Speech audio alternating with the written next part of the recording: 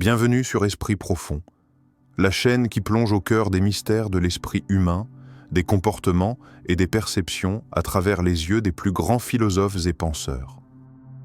Aujourd'hui, nous allons explorer un sujet fascinant qui nous concerne tous, souvent sans que nous en ayons pleinement conscience. Les archétypes féminins de Carl Jung. Ces modèles invisibles, profondément ancrés dans notre inconscient collectif, jouent un rôle majeur dans la manière dont nous percevons les relations, l'amour et même notre propre identité. Mais attention, ces archétypes peuvent aussi devenir des pièges redoutables, des schémas destructeurs qui influencent et façonnent nos comportements d'une manière que nous ignorons souvent. Comment ces archétypes piègent-ils les hommes inconscients et comment se libérer de ces influences invisibles? C'est ce que nous allons découvrir ensemble dans cette vidéo. Restez avec nous, l'exploration commence maintenant. Prenez une profonde inspiration, laissez vos pensées s'installer et posez-vous cette question avec sérieux. Vous serez surpris de voir à quel point, dans vos décisions quotidiennes, des forces invisibles, ces fameux archétypes, peuvent guider vos actions sans que vous en ayez pleinement conscience. Carl Jung, l'un des plus grands penseurs du XXe siècle, a introduit un concept fondamental pour comprendre la psyché humaine. Il a affirmé que nous agissons souvent sous l'influence de modèles mentaux profondément ancrés, appelés archétypes, qui se trouvent dans l'inconscient collectif. Ces figures, ces modèles, ne sont pas des inventions récentes ou des constructions sociales, mais des héritages ancestraux qui nous influencent tous dans nos relations, dans nos choix, et dans la manière dont nous nous percevons nous-mêmes. Mais ces archétypes ne se contentent pas d'influencer positivement notre développement. Ils possèdent une facette plus sombre, cachée, parfois dévastatrice. Si nous ne les comprenons pas, ces modèles peuvent nous enfermer dans des comportements destructeurs, des dynamiques relationnelles toxiques. Et pourtant, la majorité d'entre nous n'a aucune idée de leur impact sur nos vies. Jung nous a donné une clé pour déverrouiller ces comportements inconscients et comprendre ces forces invisibles qui façonnent de nos vies. Mais il ne s'est pas contenté de définir ces archétypes. Il a cherché à nous alerter sur la façon dont ces modèles peuvent nous piéger. Ils ne sont pas toujours évidents à repérer. Et parfois, nous ne savons même pas que nous en sommes esclaves. Peut-être vous reconnaissez-vous dans certaines de ces dynamiques? Peut-être vous êtes-vous déjà retrouvé dans des situations où vous agissez sans vraiment savoir pourquoi? Ces archétypes sont là, invisibles, agissant dans l'ombre, mais ils façonnent chaque aspect de nos vies.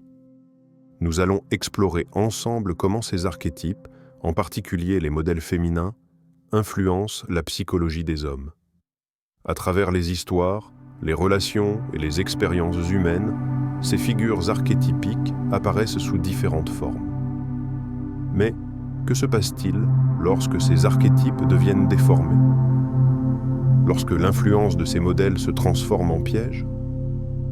Nous vivons dans un monde où l'on nous apprend à rechercher l'amour, la sécurité et la réussite, mais à quel prix? L'influence des archétypes féminins dans la vie des hommes peut parfois mener à une quête incessante de validation, de protection ou d'une affection qui, au fond, ne peut jamais être comblée. C'est ce paradoxe que nous allons décortiquer. Prenons l'exemple de la mère. L'archétype de la mère, souvent associé à l'amour inconditionnel, peut aussi devenir un fardeau. Quand un homme est trop attaché à cette figure maternelle, il peut se retrouver figé dans un état de dépendance émotionnelle. Mais cela va bien plus loin. Ces figures archétypales, qu'elles soient la mère, l'amante ou l'ange, façonnent silencieusement notre comportement, mais aussi notre perception des relations et de nous-mêmes. Restez avec nous. Chaque partie de cette exploration vous dévoilera une nouvelle facette de vous-même, une facette souvent cachée dans l'ombre de l'inconscient. En prenant conscience de ces influences invisibles, vous pourrez commencer à les comprendre et peut-être à vous en libérer. Nous ne sommes pas condamnés à rester les prisonniers de ces archétypes. Au contraire, en les comprenant, nous avons la possibilité de les maîtriser. Alors, êtes-vous prêt à découvrir ce que votre inconscient vous cache? Ces archétypes féminins, en apparence inoffensifs, ont un pouvoir que vous n'imaginez peut-être même pas. Mais une fois que vous comprendrez leur influence, vous serez armé pour ne plus être manipulé par eux. Ce cheminement vous guidera vers une plus grande compréhension de vous-même et de votre place dans le monde. Le voyage commence ici. L'archétype de la mère, entre protection et domination. Dans l'imaginaire collectif, la mère incarne l'amour inconditionnel, le soutien sans faille. Mais que se passe-t-il lorsque cet archétype, au lieu de nous protéger, nous enferme dans une dépendance? L'archétype de la mère est profondément ancré dans l'inconscient collectif. Il incarne des valeurs de nourrissage, de chaleur, de protection et d'amour inconditionnel.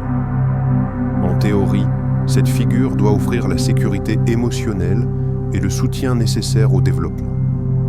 Cependant, lorsque cet archétype devient déformé, il se transforme en une forme de domination subtile mais puissante. Ce modèle, jadis bienveillant, se transforme alors en un piège invisible qui empêche l'épanouissement et l'indépendance. Prenez un moment pour réfléchir. Avez-vous déjà observé des hommes qui semblent en quête constante de protection, cherchant à éviter toute forme de confrontation ou d'indépendance? Ces hommes peuvent sembler bloqués dans une relation symbiotique avec une figure maternelle qui leur apporte une sorte de réconfort, mais qui, paradoxalement, les empêche de se développer. Cette relation d'attachement excessif devient un fardeau silencieux, une chaîne invisible qui les empêche de grandir. Ce phénomène est plus commun qu'on ne le pense. Dans certains cas, un homme, souvent inconscient de cette influence, cherche sans relâche cette forme de protection ou de validation, comme un enfant qui court après l'attention de sa mère. Et au lieu de prendre des risques, d'affronter la vie avec ses propres forces, il attend que quelqu'un vienne à sa rescousse, le gardant dans une sorte d'enfance émotionnelle. On ne naît pas homme, on le devient. Cette citation de Simone de Beauvoir nous invite à poser une question fondamentale. Ces hommes sont-ils réellement devenus eux-mêmes? Ou sont-ils restés dans l'ombre d'une figure maternelle qui les empêche de se confronter au monde avec maturité et autonomie? Cet archétype maternel, lorsqu'il est trop dominant, devient une sorte de prison émotionnelle. Les hommes qui se retrouvent sous l'emprise d'une telle figure maternelle sont souvent confrontés à un dilemme. Comment s'affirmer sans se sentir coupable de s'éloigner de la sécurité qu'offrait cette relation? Comment, à l'âge adulte, se libérer de l'image de la mère protectrice pour se réapproprier son autonomie? Réfléchissez à vos propres relations. Avez-vous, peut-être inconsciemment, cherché cette forme de protection en dehors de vous-même? Cette quête infinie de validation extérieure vous a-t-elle empêché de trouver votre propre voie, de découvrir vos propres forces et faiblesses? Nous avons tous une image de la mère qui nous guide. Mais quand cette image devient trop envahissante, elle déforme nos attentes et nous fait perdre de vue ce qu'est réellement la véritable indépendance. À ce moment précis, il est essentiel de se poser une autre question. Comment cette figure maternelle a-t-elle façonné vos relations? Avez-vous parfois recherché, inconsciemment, des figures féminines qui vous offrent cette protection? Ce n'est pas un hasard si certaines dynamiques relationnelles se répètent, car ces archétypes sont profondément enracinés dans notre inconscient collectif. L'archétype de la mère, quand il est déséquilibré, conduit à une dépendance émotionnelle excessive. L'homme qui cherche à toujours être pris en charge finit par se voir comme incapable de se confronter aux défis de la vie seule. La question qui s'impose alors est: pouvons-nous nous libérer de cet archétype et retrouver notre autonomie émotionnelle? Il est important de comprendre que la libération de cette influence ne signifie pas rejeter l'amour ou la sécurité qu'une mère peut offrir. Il s'agit plutôt de trouver un équilibre, de s'épanouir dans une relation adulte, où l'indépendance et l'autosuffisance émotionnelle sont reconnues et valorisées. Chaque homme doit se donner la possibilité de grandir et de se reconstruire en dehors de ce cadre maternel, en s'affranchissant de la nécessité de cette validation constante. Ainsi, cette réflexion sur l'archétype maternel ne se limite pas à une analyse intellectuelle. Elle touche au cœur de nos expériences humaines les plus profondes. Dans chaque relation, qu'elle soit amoureuse, amicale ou professionnelle, ce modèle silencieux influence nos choix, nos peurs et nos comportements. Mais une fois que nous en prenons conscience, nous pouvons enfin espérer nous affranchir de cette influence et trouver une voie plus authentique et plus libre. L'archétype de l'amante, la quête de la passion destructrice. Passons à l'archétype de l'amante, celui qui symbolise le désir, la sensualité et parfois le chaos.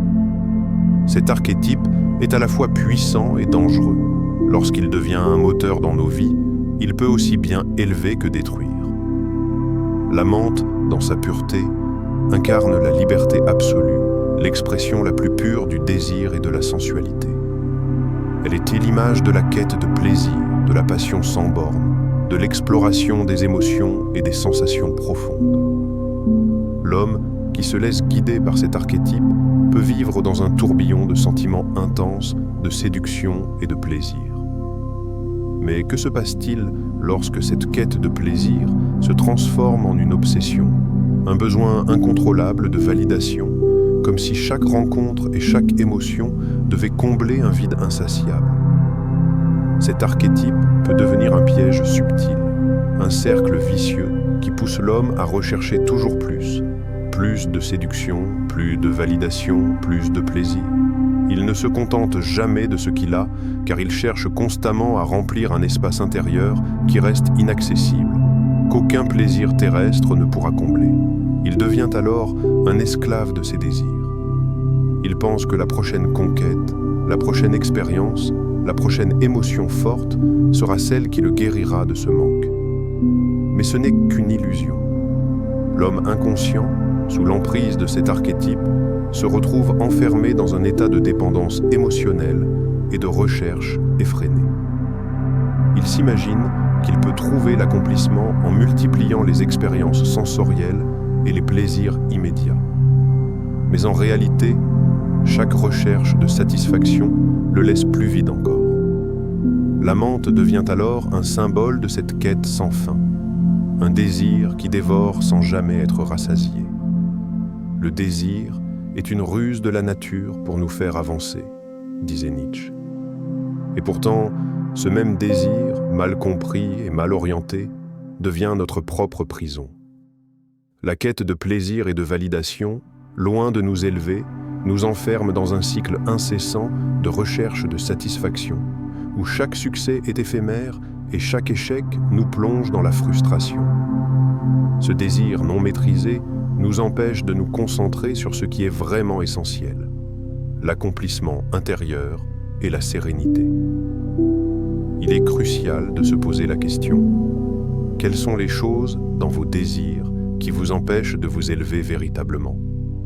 Est-ce cette quête incessante de validation extérieure?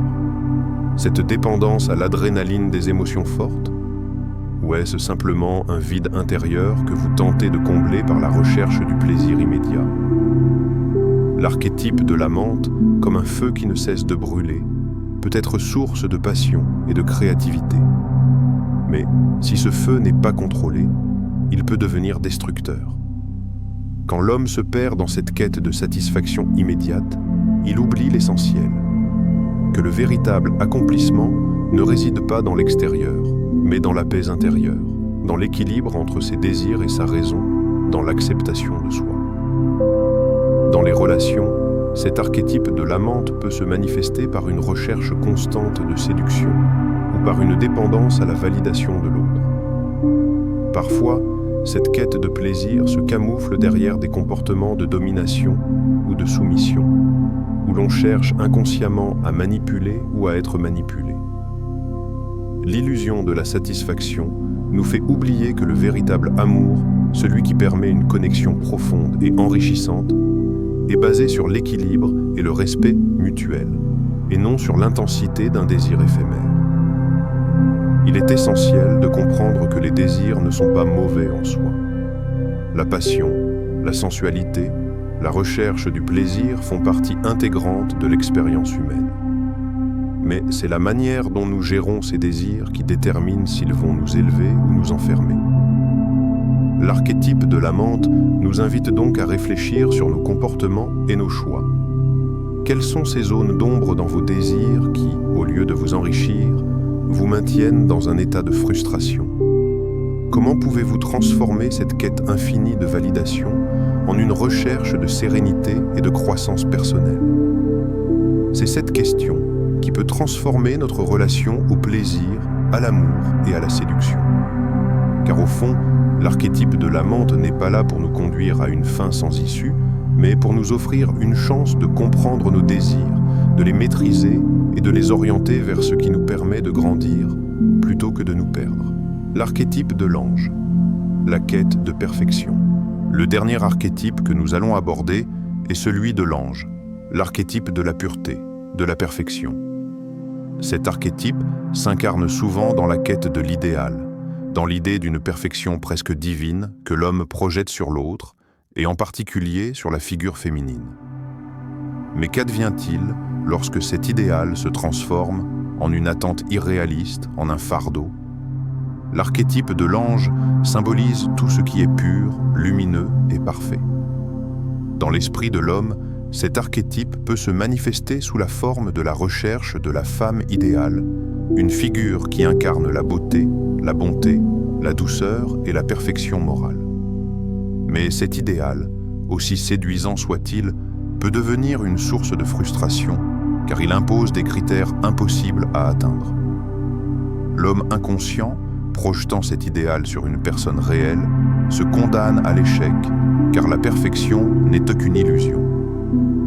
Cet archétype est le piège de l'idéalisation, de la recherche constante d'un être humain qui incarnerait toutes les qualités d'une figure divine. Le problème réside dans le fait qu'aucune personne, homme ou femme, ne peut incarner cette perfection. Quand cet idéal est projeté sur une autre personne, tout défaut devient une faille insurmontable. La moindre imperfection est perçue comme une faiblesse, un échec, ce qui mène à une déception inévitable. L'illusion de perfection éclipse la réalité de la complexité humaine. Et dans cette quête, l'homme se trouve piégé dans une attente irréaliste. Il est difficile, voire impossible, pour un homme qui nourrit cet archétype de voir l'autre dans toute sa réalité, dans ses forces et ses faiblesses. Il est comme un aveugle face à la beauté de l'imperfection humaine. Il attend de l'autre qu'il soit ce qu'il désire ardemment, ce qu'il imagine. Mais cet autre reste un être humain, avec ses propres vulnérabilités, contradictions et défauts. Lorsqu'il rencontre des imperfections, cela ébranle son image idéalisée, et l'homme commence à douter de la personne qu'il aime, à s'éloigner, à chercher encore et encore un idéal qui n'existe pas. C'est un cercle vicieux. Plus l'homme cherche la perfection, plus il s'éloigne de la beauté réelle des relations humaines. La quête incessante de l'idéal l'empêche de s'enrichir des imperfections qui rendent chaque individu unique et précieux. Une question fondamentale émerge alors. Comment accepter la beauté dans l'imperfection? La perfection est une chimère. Comme l'a dit Voltaire, la perfection est l'ennemi du bien. Cette citation met en lumière une vérité profonde. Dans notre désir de trouver ce qui est parfait, nous risquons de perdre ce qui est réellement précieux. Au lieu de chercher une perfection inatteignable, peut-être devrions-nous apprendre à apprécier la bonté dans chaque relation, à aimer les autres pour ce qu'ils sont, et non pour l'image idéalisée que nous leur attribuons. Dans les relations, l'archétype de l'ange peut être extrêmement destructeur. Il mène à des attentes irréalistes qui, à terme, génèrent des frustrations et des souffrances. Nous attendons de l'autre qu'il soit parfait, mais dans ce processus, nous ignorons ce qui fait la beauté de la relation, l'acceptation mutuelle des faiblesses et des imperfections. L'amour véritable ne réside pas dans l'atteinte d'un idéal, mais dans l'acceptation de l'autre, dans la reconnaissance de sa beauté, dans toute sa complexité. Au lieu de poursuivre un idéal inatteignable, il serait plus sage d'adopter une vision plus réaliste de l'amour. dans vos relations, êtes-vous à la recherche de l'idéalisme au détriment de la réalité?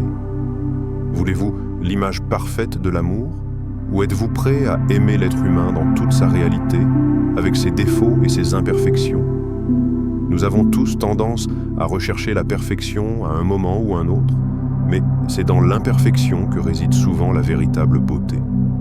Si nous pouvons accepter cela, nous pouvons commencer à vivre des relations plus profondes et plus sincères, basées sur la réalité et non sur des attentes irréalistes. Ce n'est pas la perfection qui rend les relations spéciales, mais la capacité de voir la beauté dans l'imparfait. C'est là que réside la véritable sagesse, dans l'acceptation et la compréhension, non dans l'attente incessante d'un idéal. L'intégration des archétypes, un chemin vers la guérison. Enfin, après avoir exploré ces archétypes puissants, il est crucial de se poser la question: comment intégrer cette prise de conscience dans notre vie quotidienne pour que ces forces invisibles ne prennent pas le contrôle? La véritable guérison commence par la reconnaissance. Reconnaître ces archétypes en nous-mêmes est une première étape essentielle.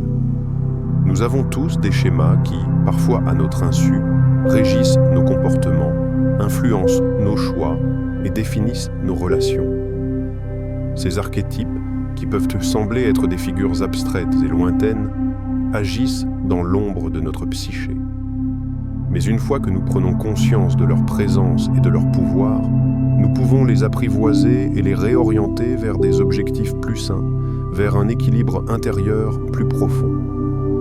L'homme inconscient est celui qui, tout au long de sa vie, reste prisonnier de ses modèles.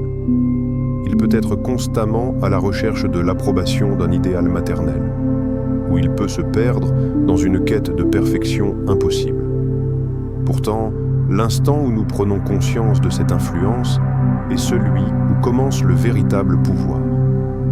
Car en prenant conscience de ces mécanismes, nous nous donnons la chance de les transformer.